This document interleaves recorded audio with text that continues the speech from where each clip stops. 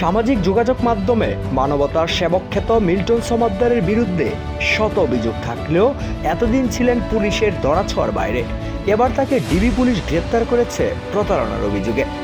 অসহায় মানুষের কিডনি বিক্রি, লাশ দাফনের হিসেবে ব্যাপক গরমিল এবং ভুলভাল ডেথ সার্টিফিকেট প্রদান, এমন অসংখ্য প্রতারণার অভিযোগ তার বিরুদ্ধে। শুধু তাই নয়, এবার মিল্টনের স্ত্রী মিতু হালদারের বিরুদ্ধেও প্রতারণার কাজে সহায়তার অভিযোগ রয়েছে। প্রয়োজনে তাকেও জিজ্ঞাসাবাদ করা হবে বলে জানিয়েছে ঢাকা মহানগর গোয়েন্দা পুলিশের অতিরিক্ত পুলিশ কমিশনার মোহাম্মদ হারুনুর রশিদ। 1 মে বুধবার রাত 9:15টার দিকে ডিবির প্রধান কার্যালয়ে আয়োজিত এক সংবাদ সম্মেলনে এ তথ্য জানান মোহাম্মদ হারুন। ডিবির হারুন বলেন, মিল্টন সমাদ্দারকে আজই গ্রেপ্তার করেছি। তার বিরুদ্ধে অনেকগুলো অভিযোগ রয়েছে যা বিভিন্ন সংবাদ মাধ্যমে উঠে এসেছে। বিশেষ করে তার বিরুদ্ধে মরদেহ নিয়ে অসঙ্গতি এবং জাল মৃত্যু সনদের অভিযোগটি গুরুতর মনে হয়েছে। আলোচিত মিল্টন সমাদ্দারকে রিমান্ডে নিয়ে জিজ্ঞাসাবাদ করা হবে।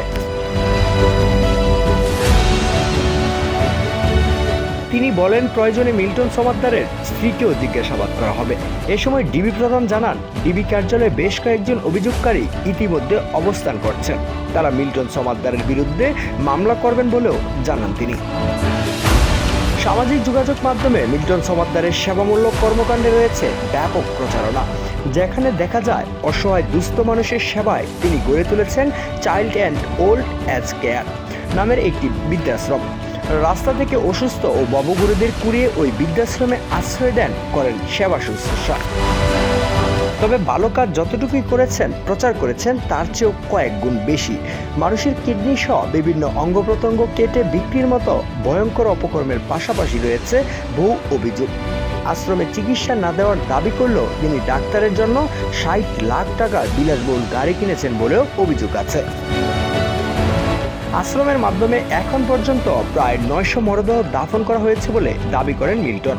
এসব মরদেহ রাজধানীর মিরপুর বুদ্ধিজীবী কবরস্থান, রায়ের বাজার বুদ্ধিজীবী কবরস্থান ও আজিমপুর কবরস্থানে দাফন করা হয়েছে বলে দাবিদার। তবে অনুসন্ধানে উঠে আসে, মিল্টনের প্রতিষ্ঠানের মাধ্যমে মিরপুর বুদ্ধিজীবী কবরস্থানে সব মিলিয়ে 50টি মরদেহ দাফন করা হয়েছে। এছাড়া রায়ের বাজার বুদ্ধিজীবী কবরস্থানে 15টির মতো মরদেহ দাফনের প্রমাণ পাওয়া গেছে।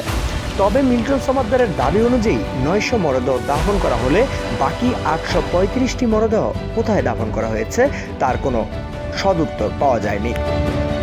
আশ্রমে যাদের মৃত্যু হয়েছে তাদের ডেথ সার্টিফিকেট মিল্টন নিজেই তৈরি করেছেন বলে অভিযোগ আছে।